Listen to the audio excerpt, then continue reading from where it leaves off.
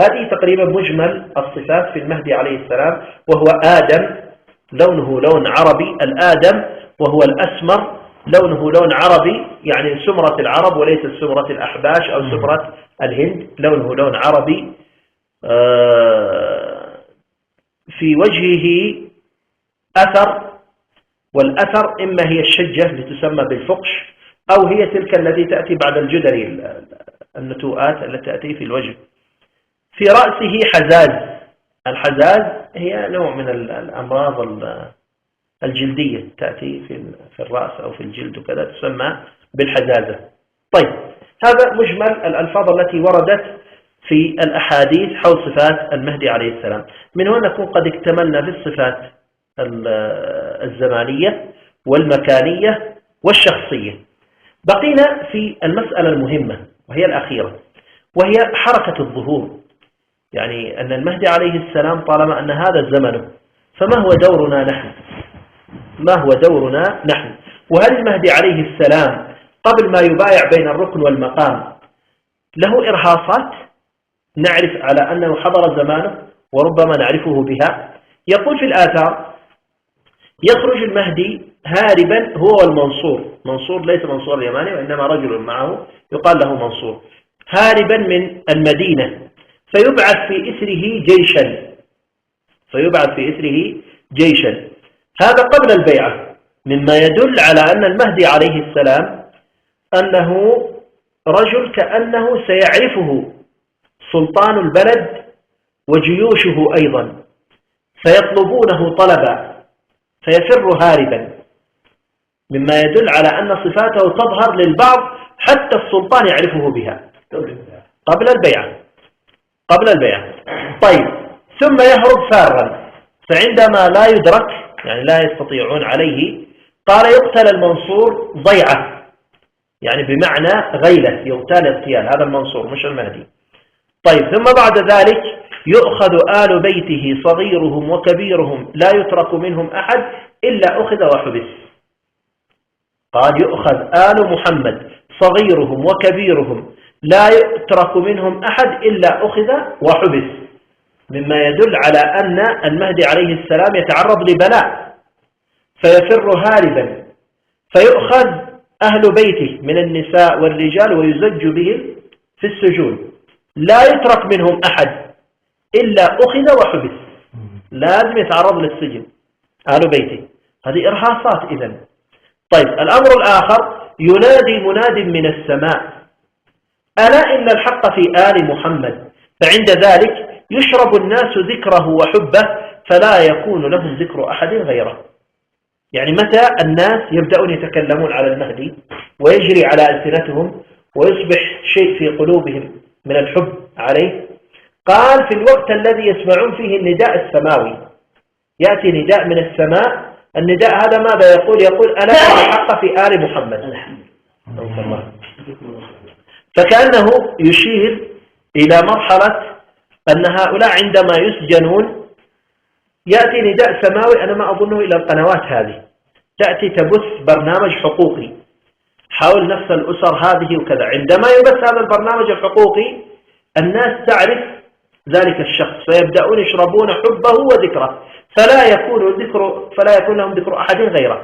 لما يقول فلا يكون لهم ذكر أحد غيره، كان من قبل يذكرون غيره، يظنون أن فلان المهدي، فلان المهدي، فلان المهدي، فلان المهدي، لكن لما يرون هذا الأمر ويسمعون بهذا فيصبحون يشربون ذكر هذا ويتركون الباقين، فلا يكون لهم ذكر أحد غيره. هذا من الإرهاصات التي تدل على قرب خروج المهدي عليه السلام، وربما يبدأ خبره ينتشر بين الناس. عند ذلك في هذه المرحلة يبدأ أهل اليمن، قال: فيتراسل أهل اليمن فيما بينهم فيجتمعون عصبا كاجتماع قزع السحاب أو قزع الخريف. فعند ذلك يعني في هذه المرحلة يتراسل أهل اليمن فيما بينهم، في رواية يتراسل أهل اليمن فيما بينهم ويراسلون أهل الشام. إذن سيكون هناك المراسلة هو التواصل، التواصل عن طريق وسائل التواصل الاجتماعية، سواء كان بالأوراق أو بالرسائل أو بالواتس أو بالفيسبوك أو بالإنترنت أو بأي شيء من الأميلات بغيرها. المهم يتواصلون فيما بينهم، فيجتمعون عصبا.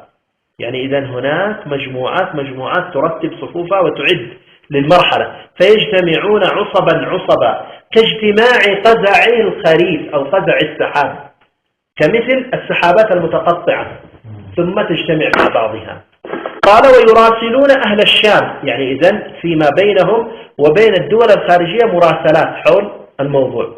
قال فينصبون من حيث كانوا، ينصبون من حيث كانوا يعني أنهم يأتون من بلدانهم إلى مكة، فينصبون من حيث كانوا.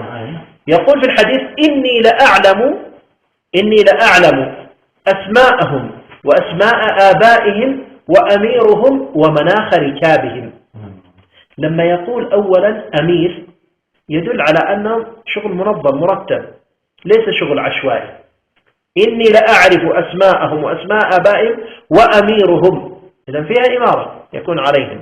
طيب، وعندما يقول فينصبون من حيث كانوا، إذن فيها هجرة، ناس يتحركون من أجل هذا العمل، تحرك عمدا. لما يقول يتراسلون فيما بينهم، إذن أمر فيه دعوة. لما يقول عصب إذن ترتيب، إذن فيها ترتيب، فيها تنظيم، فيها تواصل، فيها هجرة.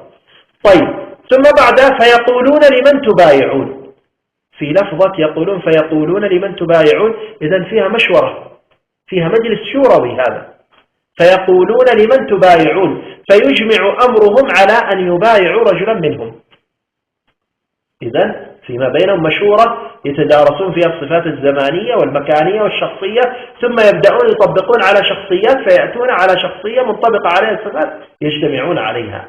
وهذا فيه رد على من يقولون على أن المهدي عليه السلام يخرج فجأة بدون ما الناس يدرون عنه وبدون أي ترتيب مسبق، ويكونوا ناس يطوفوا في البيت كذا على طول يحسهم على أنهم بحثوا عن المهدي، يسألوا واحد إيش اسمه، قال محمد بن عبد الله، قالوا تعالوا خلينا نجيب معي يخرجوا.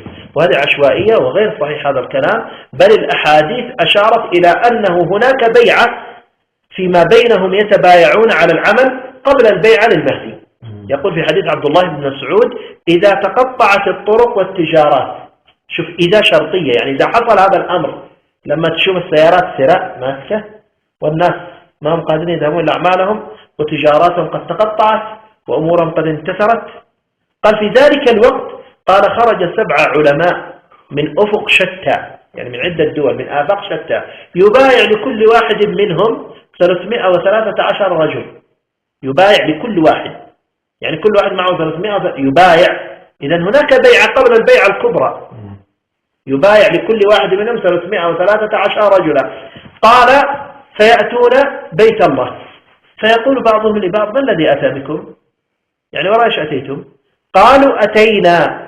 إذن هنا في عمدا هم آتين مرتبين على هذا، بينهم بيعات وبينهم ترتيب عملي. قالوا أتينا في طلب هذا الرجل الذي تهدأ على يديه هذه الفتن، قد عرفناه باسمه واسم أبيه وأمه وحليته. قد عرفناه، قد تأكيدية، قد عرفناه باسمه واسم أبيه وأمه وحليته، الذي يدل عليه أن العمل أولا مرتب، وأن مجيئهم إلى مكة يأتون عمدا من أجل هذا العمل، ويتفقون هناك ويبدأون يرتبون أمورهم، معهم علم شرعي. ولهذا قال إذا تقطعت الطرق والتجارات، يعني ما يمشوش عشوائيين، لما يرون أن الأمور خلاص مقطعة وأن الأحاديث تدل أن هذا وقت زمن المهدي، ذاك الوقت اتجهوا. لو رأينا مثلا حركة جهيمان سابقا يوم ما خرجت قبل 36 سنة، ما كان يوجد في تلك الفترة ثورات ولا يوجد قتل ولا تقطع طرق ولا الناس آمنين وحجهم هادئين ولا شيء، وهؤلاء خرجوا على طول قالوا معنا مهدي. صح ولا لا؟ قرأوا تاريخها، ما كان موجود، ما كان في أي شيء، ولا كان في أي شيء من الأحاديث النبوية حق الصلاة الزمانية في تلك الفترة. بينما وقت خروج المهدي تكون هناك أحداث وفتن في كل أرض، والناس في يأس وقنوط من أن لا يرى فرجا، هكذا يذكر في الحديث. الناس في يأس وقنوط، يقول لك خلاص ما فيش فرج بعد كذا. وتقطعت الطرق والتجارات عند هؤلاء، يدل على أنهم أصحاب علم، درسوا الصفات وكذا وعرفوها وتوجهوا عليها، توجهوا. فيأتون قالوا: ما الذي أتى بكم؟ قالوا: أتينا في طلب هذا الرجل الذي تهدأ على يديه هذه الفتن. ولما يقول هذا الرجل دليل على أنها شخصية قد عرفت عندهم. هذا الرجل الذي قد عرفناه باسمه، قد عرفناه تأكيد، قد عرفناه باسمه واسم أبيه وأمه وحليته. حليته يعني صفاته كاملة عرفناها. فيتفق السبعة على ذلك، يبدأ السبعة يتفقون، قالوا خلاص نبدأ نتحرك من الآن. فيتحركون في الحرم يبحثون عنه، فيطلبونه فيجدونه يدركونه. قالوا: أنت فلان ابن فلان وأمك اسمها فلانة وفيك صفة كذا وكذا وكذا. قل أنت المهدي، وهذه الأحداث خلاص وما يرى أن تنتهي هذه الأحداث إلا بوجودك. يدل أيضا على أن عندهم علم شرعي بصفات المهدي، مش عشوائيين كذا أي شخص أتوا أخذوه من برا وقالوا يلا أنت المهدي. لا، عندهم صفات، أنت فيك كذا وفيك كذا وفيك كذا وفيك كذا، يعني حتى استبيان معهم، يدل على استبيانات وصفات معروفة. طيب، ثم يقولون: أنت فلان ابن فلان وأمك اسمها فلان وكذا. يقول: إنما أنا رجل من الأنصار. ما معنى أنا رجل من الأنصار؟ لا، مش قضية اليمن. قديما الأنصار هم الأوس والخزرج الذين هم اليمانيون، لكن هنا كأنه إشارة إلى أنصار زمانهم، يعني أنا أتيت أناصر المهدي، يعني أنا أتيت مع جماعة الأنصار الذين ينصرون المهدي، أنا أحدكم الذين يريدون أنصر، ما أتيت من أجل البيعة، ولكن دعوني أدلكم على صاحبكم، دعوني أدلكم على صاحبكم. فيعني بمعنى على أنه هناك رجل فيه نفس الصفات وكذا وكذا وكذا، وأنا أظن أنه هو المهدي. فيبدأون يتجهون إلى الثاني، فيفلت منهم الأول ويذهب إلى المدينة.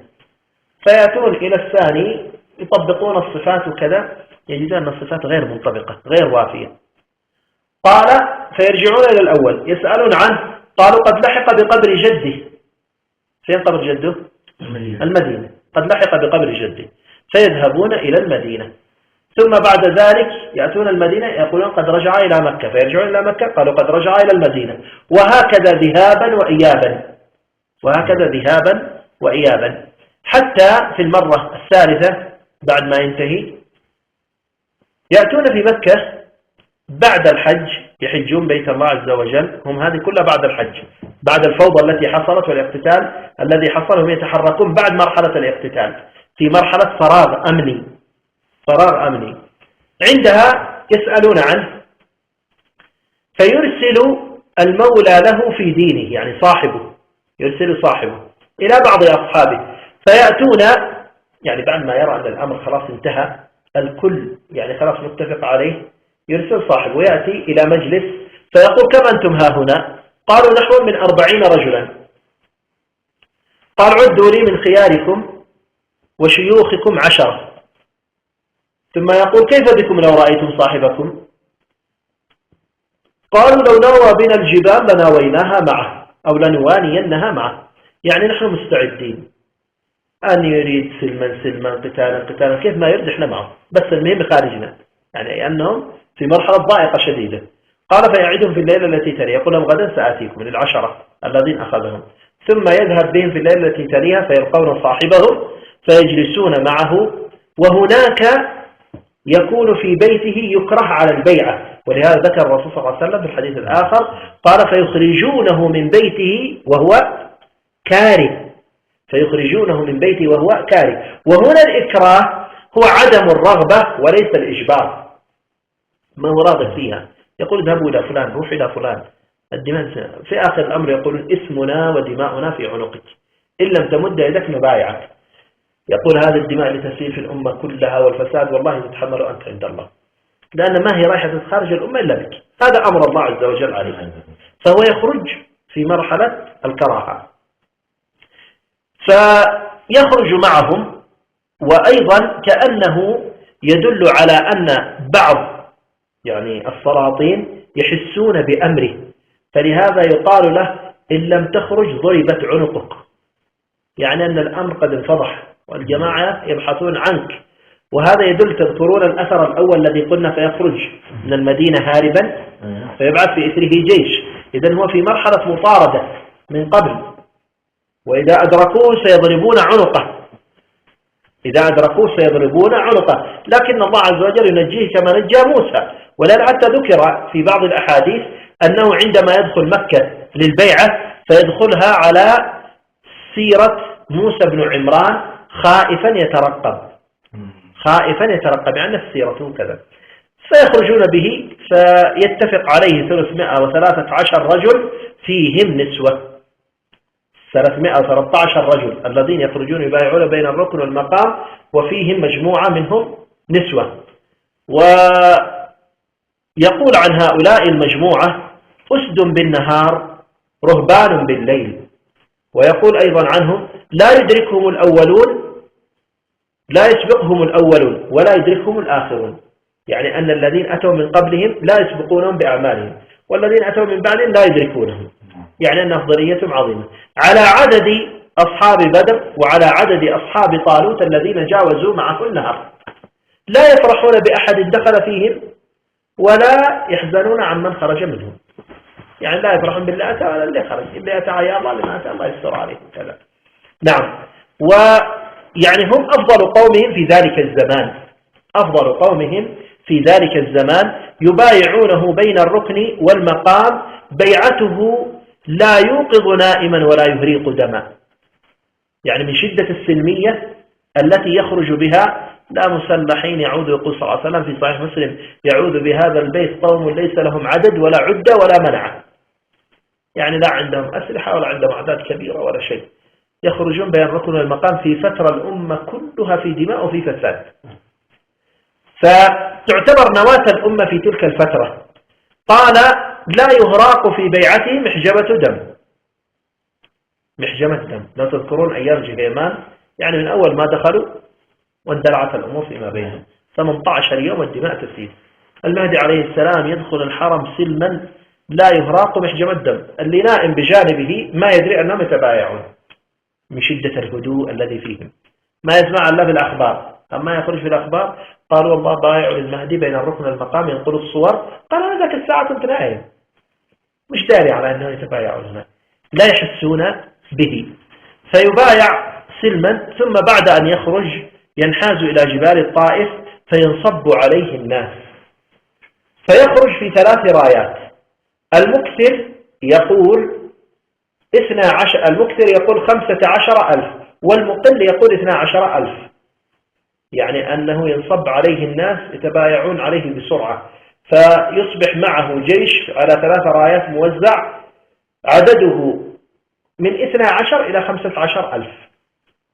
فيخرج، وفي ذلك الوقت يأتيه الجيش الآخر الذي يخصف به ويلتقي مع قبيلة كلب أو مع رجل أخواله كلب يخصف بهم في البيداء. والعجيب في الأمر أن صفات هذا الجيش يعني كلها موجودة في زماننا. يقول والخيبة لمن لم يشهد غنيمة كلب ولو بعقال، ولو بعقال، يدل على ماذا؟ أن العقال شيء مميز سيكون في زمانهم على الجيش الذي يأتي. والآن عندنا الحرس الوطني يلبس البدلة العسكرية يلبس عليها العقال، وعندنا الدرك الأردني نفس الكلام يلبس البدلة العسكرية يلبس عليها العقال. يقول ولو بعقال. قال يخسف بجيش أصحاب زي، أصحاب زي، زي يعني زي موحد، زي العسكري يعني زي عسكري وعليه عقال. قل والخيبة لمن لم يشهد غنيمة كلب، قبائل كلب يقول هم الذين يكون أكثر هذا الجيش من قبائل كلب. قبائل كلب هي قبائل يمنية نزلت منذ انهدام سد مأرب في منطقة أجا وسلمى، جبلي أجا وسلمى قرب حائل، وانتشروا في تلك المناطق. فهم اليوم يعني أكثر قبائل أجا وسلمى وحائل وتبوك ومناطق الأردن أكثرها من هذه القبيلة، من قبائل كلب، فأكثر الجيش سيكون منهم. والعجيب في الأمر أن اليوم يعني الحرس الوطني أكثره من الشمامرة، ويقال أن الشمامرة ينتمون إلى هذا الفرع من القبائل. فعجيب سبحان الله، تطابقات عجيبة جدا. فهل نحن اليوم بالفعل أصبحنا يعني على مقربة من هذا الحدث العظيم؟ أنا أخيرا أقول أسأل الله وإياكم أن ندرك هذا الأمر وأن نكون من جنوده ومن أتباعه ومن المناصرين، وأن يرفع الله عز وجل عن الأمة الغمة والهم واليأس والقنوط، وأن يفرجها بهذا الرجل المبارك إنه على ما يشاء قدير.